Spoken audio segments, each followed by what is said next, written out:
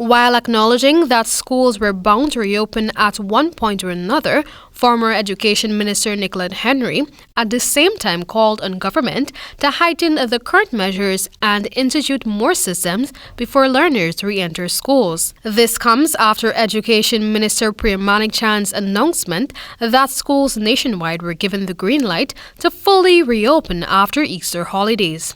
However, Minister Manicchand made it clear that the safe reopening of schools is heavily dependent on the inoculation of the population during the month of March. Speaking to Nightly News recently, the Shadow Minister for Education, Nicolette Henry, stated that with the possible reopening starting in a matter of weeks, there has not been enough preparatory work coming from the ministry's end. What we haven't seen would be the accompanying measures.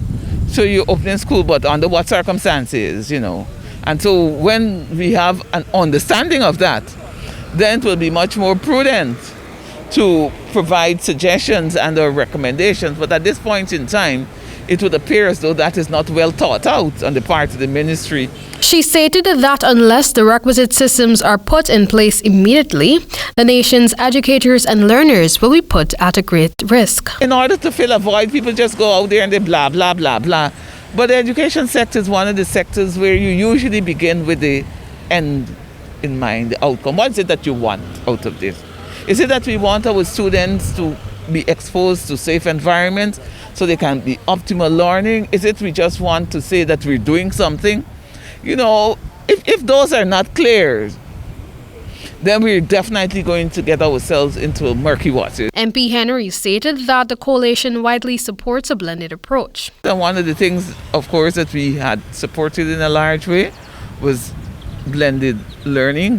In some instances where they have to do labs and SBAs and so forth, they're going to be face-to-face opportunities. When questioned about the need for teachers to be vaccinated, Henry stated that with their possible return to the classrooms, it is crucial that they are eligible to receive the vaccine. Just last Sunday, moments after receiving India's donation of 80,000 vaccines, Prime Minister Mark Phillips stated that teachers, along with members of the joint services, are next in line to be vaccinated against the COVID-19 virus. In a previous interview with this newscast, President of the Guyana Teachers Union, Mark Light, welcomed the reopening of schools. However, he continued his call for a phased approach for the reopening. If ever we get to that point, probably starting with grade 6 and not necessarily reopening for all the levels.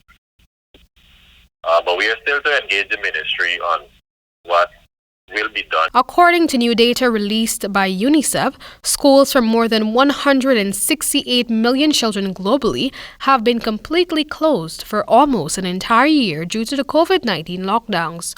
1 in 7 children globally have missed more than 3/4 of their in-person learning. For the HGP Nightly News, Amel Griffith.